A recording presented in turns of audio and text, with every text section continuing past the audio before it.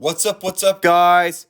So, I have a Siemens UMHU MCS, and my middle school had one of those.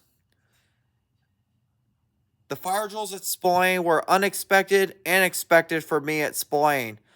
They were unexpected when I was in 6th grade, but rest of my middle school, they were expected for me.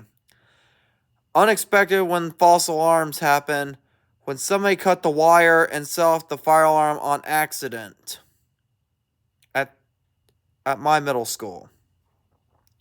So, let's test the UMHU in 3, 2, 1.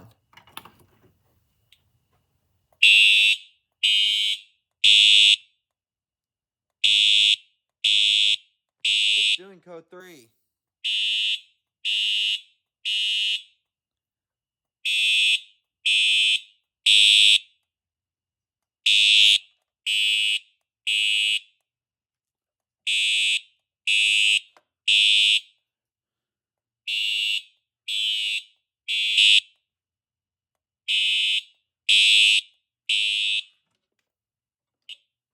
That's it for today.